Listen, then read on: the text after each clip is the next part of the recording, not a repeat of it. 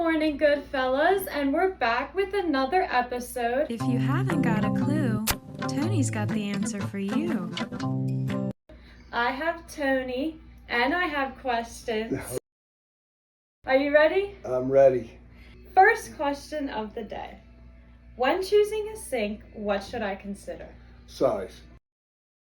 Especially now, a lot of these sinks you see online or in these stores, they have all these different bells and whistles. They have drain boards, cutting boards, all these things. A lot of those sinks, these giant sinks, are made for islands, where you have more countertop material that you can fit a giant sink in.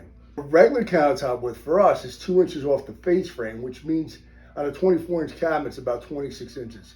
So you have to find a sink that's 17 inches or less. The opening is 17 inches or less from the front of the sink to the back of the opening. So that's the most important. And you also got to be, as far as width-wise this way, it's got to fit in a sink cabinet. Okay. So you can't have a 30-inch sink cabinet and get a 36-inch sink. Right. So, I mean, it's just logical. You need something that fits in the sink cabinet. So if you have a 30-inch cabinet, you need something that fits within that 30-inch cabinet.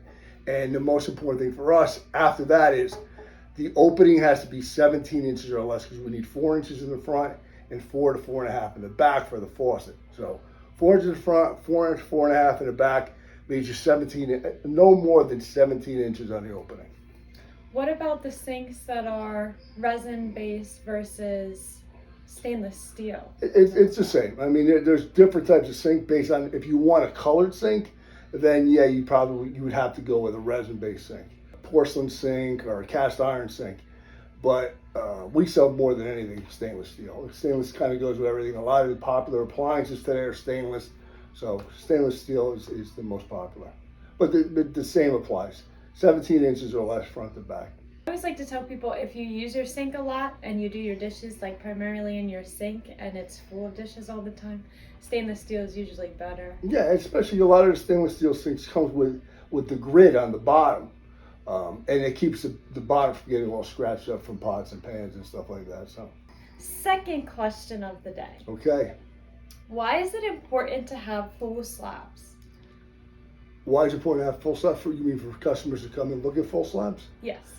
Because when you look at a full slab, you're going to see everything there is in that slab. You know, some materials, like you see the stuff we bring in, a lot of material has a lot of movement and variation. And if you looked at just the corner of a slab, or, you know, if you looked at a 6-inch or 12 to 12-inch piece, anywhere in that slab, from here to here to here to here, could look completely different.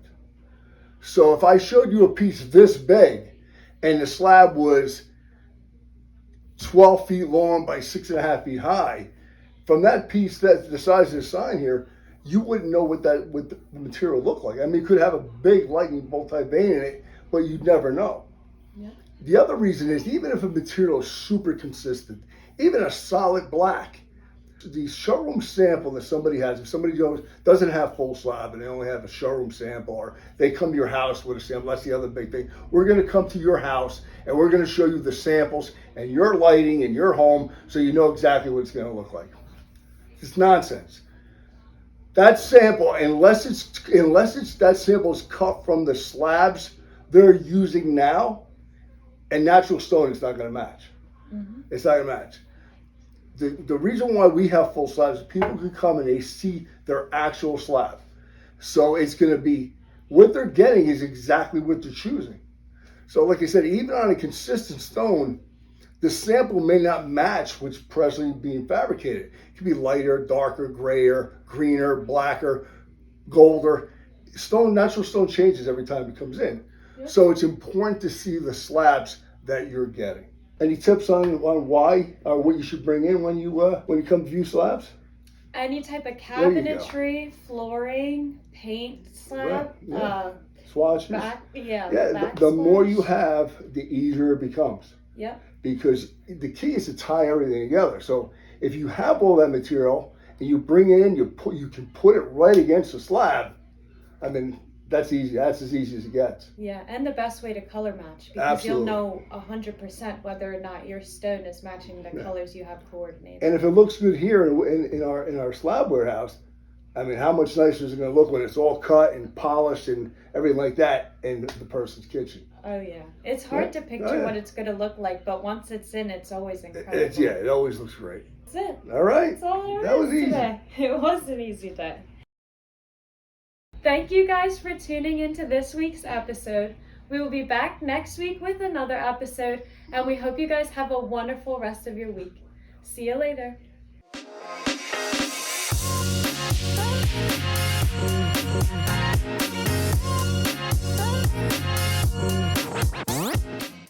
Okay.